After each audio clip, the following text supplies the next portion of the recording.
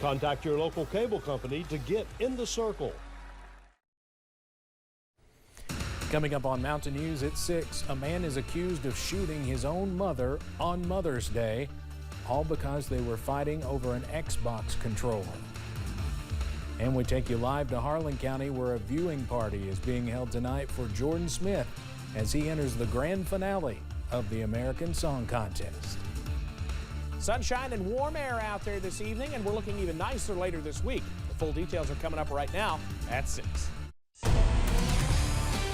Dedicated to Eastern and Southern Kentucky, this is WYMT Mountain News at 6.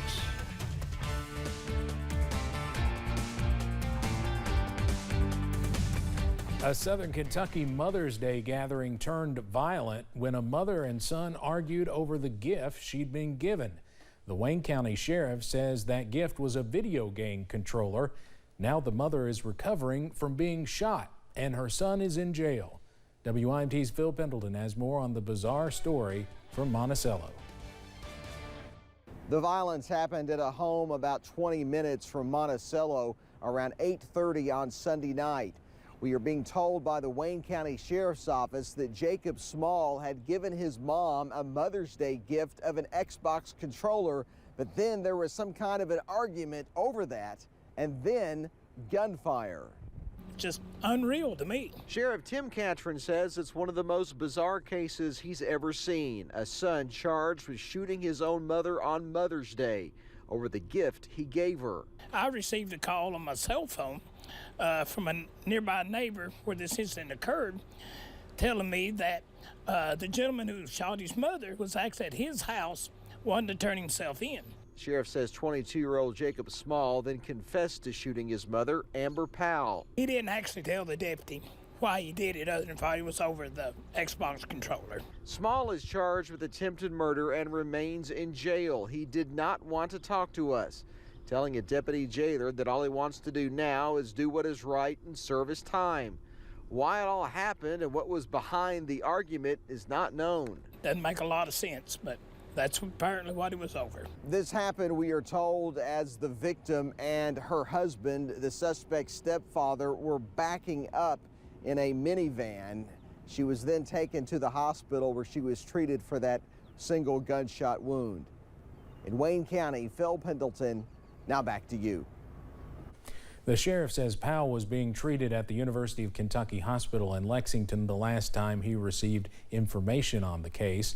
We do not know her current condition, but are told her injuries were non-life-threatening. Kentucky State Police are investigating a deadly weekend crash in the Lackey community of Knott County. Troopers say they received a call around 11:30 p.m. on Saturday. When they arrived, they found a vehicle overturned in a creek with nobody inside. Troopers, along with Kentucky Fish and Wildlife officers, began searching the waterway.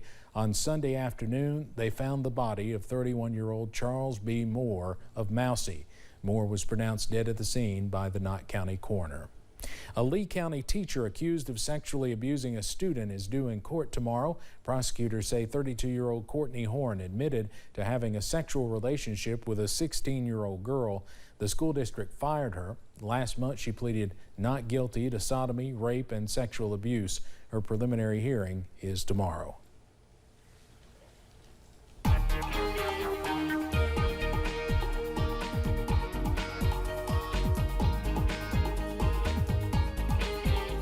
Gorgeous blue skies continue around the mountains this evening, and we've got plenty more where that came from throughout much of the work week. Blue skies out there right now along Interstate 75 at Mount Vernon, where the traffic is moving just fine at this hour. Same thing, we look out toward Buffalo Mountain in southern Perry County. Beautiful sunshine there as well as the sun slowly sets.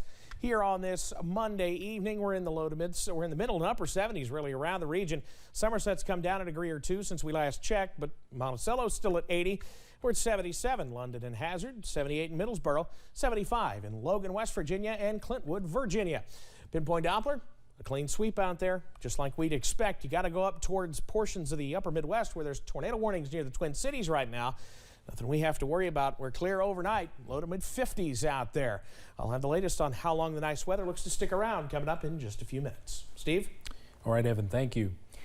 Well, when the weather gets warmer, that's when you know yard sale season is near. But before you head out to take advantage of any bargains, it's important to consider the risks that come with buying certain items secondhand. WYMT's Alyssa Williams spoke with health experts about the items you should buy with caution this yard sale season. Yard sale season is among us in eastern Kentucky. Yard sales are really a great pastime for a lot of people. They're in search of that greatest bargain that they can find and those hidden treasures. There's certain things that though people need to be aware of when they do yard sale. Emma Davidson with the Kentucky River District Health Department says that child seats should never be purchased secondhand unless the original owner's manual can be provided. You never know the history of the car seat. You don't know if the car seat has been involved in the accident. You always got to check the expiration date to make sure that the car seat is still good. And Public Health Director Scott Lockard says you should avoid buying secondhand baby bottles and nonstick cookware unless they are brand new. At the first sign of any peeling or scratches on Teflon coated items, we should be disposing of those. And in terms of used furniture or clothing, Lockard says to deep clean these items to avoid the risk of getting bed bugs. Used clothing or any items like that you buy at a yard sale, we recommend that those are laundered in hot water and then go through, dryer cycles at high heat there, again, to make those safer. Helping everyone to make safer and more informed secondhand purchases. There's some classic items out there. There's some great bargains to be had. So happy hunting to everyone during yard sale season. In Hazard, Alyssa Williams, WYMT Mountain News. Another item that Lockard says you should be wary of buying secondhand is shoes. Newer shoes are usually fine, but when you buy older shoes, you're taking the risk of buying something that's been molded by someone else's foot, and long-term wear of a shoe that's not made for you can potentially hurt your feet. Governor Andy Beshear presented $750,000 to Bath County to improve emergency services. Bath County will partner with the Bath County Ambulance District to construct a new ambulance service building in Owingsville. The building will include 4 large bays, laundry and equipment storage, and a washroom. The city of Salt Lick also received more than $70,000 to add sidewalks along a section of U.S. Highway 60 from the Kentucky Transportation Cabinet's Transportation Alternatives program. The project near the city's Valero station is the first of several planned improvements. A Harlan native is getting ready to compete in the grand final of the American Song Contest tonight, but he's no stranger to singing competitions. WYMT's Zach Hawk is live at a watch party for him. Zach, what's going on? Steve, I'm sure a lot of people remember Jordan Smith. He went on that incredible run, season 9 of The Voice, where he actually ended up winning, and now he's back at it again with the American Song Contest. And of course, his community's coming out in Harlan. So the show's set up with all 50 states, D.C., and American territories sending representatives to compete for the title of Best Original Song. Jordan's song, Sparrow, actually landed him in the grand finale tonight. The watch party is at the Harlan Center in downtown Harlan. Jordan Smith, who is Harlan County's superstar, will be performing tonight in the finale, and we're hoping that he'll take it all the way. A few years ago, we were throwing watch parties for him competing on The Voice, and we were so excited whenever he won that competition, and we're just hoping that we can see a repeat of that tonight. Steve, the party's already underway with more people showing up every minute. Now, the show's producers actually sent a cameraman out here who's going to be getting some live reaction shots of Jordan's friends and family in the crowd, whether he wins or loses, so people can come out for their shot at being on national TV there. But for now, I'm live in Harlan. Zach Hawk, WYMT Mountain News. All right, Zach, exciting night for sure. The show starts at 8 o'clock on NBC, and Zach will be in Harlan for the rest of the evening to get the crowd's reaction no matter what happens, and we will have that tonight at 11. Of course, we're all rooting for Jordan, who's representing the entire state of Kentucky.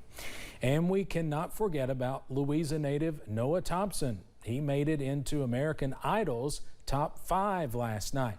The singer's performance of Painted Blue by Kentucky duo Sunday Best was not only one of Thompson's best performances, according to Judge Luke Bryan and many across the country, according to social media, but it was also one of his most unique as he performed the song from his hotel room following a COVID-19 diagnosis. 2 contestants actually have COVID.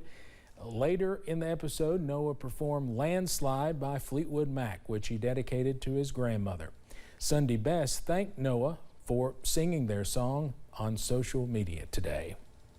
The pandemic forced all of our lives to change, but no more so maybe than those living in nursing homes. WYMT's Keaton Hall has the story of how one nurse is using the power of music to bring joy to those who could not care for themselves. Annabelle Abner was given a special gift from her grandfather at an early age, a ukulele. My pappy, he passed away, and so it's just something like I feel connected with him still. And he loved listening to me play with it, and it's just crazy to think like I started out, like I'm self-taught with it, so I started out knowing nothing, and then like I play songs for him, you know. Abner is a dual major at Hazard Community and Technical College. She's studying nursing, and she's working on being a professional studio artist. She's been dubbed the singing nurse by her peers at the School of Bluegrass. Scott Napier directs an ensemble that Abner sings in. She showed promise early on in high school with her songwriting and performing on the ukulele. And then she showed up at the school and has been a huge asset to us, and I'm direct the ensemble that she's in called the Mountain Songbirds. Abner began her nursing career at the Owsley County Comprehensive Care Center, helping seniors with their day-to-day lives and occasionally singing to them. Abner had to leave Owsley County to follow her dream of being a nurse. I was so excited when they reached out to me, like, they all miss you, can you come back and sing for them? And I was like, I'd absolutely love to. But I knew, like, you know, it'd be hard to do it on my own, so I asked Scott and Virgil if they could come with me. Monday, Abner returned to the Owsley County Care Center to sing for the first time since she left, something the folks there were very grateful for. We wish her the best in her career. We do miss her, and we thank her for when she was here, the great work that she did. Still playing a ukulele, like her grandfather had hoped. You know, something as simple as that can like cheer someone up, but it really does. Like when they're sick and you're in their room and you just sing to them, they start singing back, and you know, I cry with them and we laugh with them, and it's just, it means so much to me. Bringing joy and healing through the power of music. In Owsley County, Keaton Hall, WYMT Mountain News. Annabelle says she cannot wait to graduate from nursing school and says she hopes to one day be a midwife. Well, for tonight's Issues and Answers, I sat down with bluegrass music legend and Leslie County native Bobby Osborne and the director of the Kentucky School of Bluegrass and Traditional Music in Hyden, Dean Osborne. Bobby is now 90 years old and is still performing and teaching. We discussed his award-winning song, White Line Fever, this year's Osborne Brothers Festival, as well as the moment Bobby's late brother and musical partner, Sonny Osborne, asked Bobby if he would retire with him. I said, the man upstairs put me here to sing, and I said, I ain't going to quit until he tells me it's over with. And he says, you don't want to quit? I said, I never started into it to quit. I just ain't going to. I said, as long as I can open my mouth and sing, I ain't going to quit. And he still sounds great. Now, Sonny Osborne retired from performing in 2005 and, of course, died last year at the age of 83. He was younger than Bobby. You can hear more from Bobby and Dean tonight at 7 on Issues and Answers.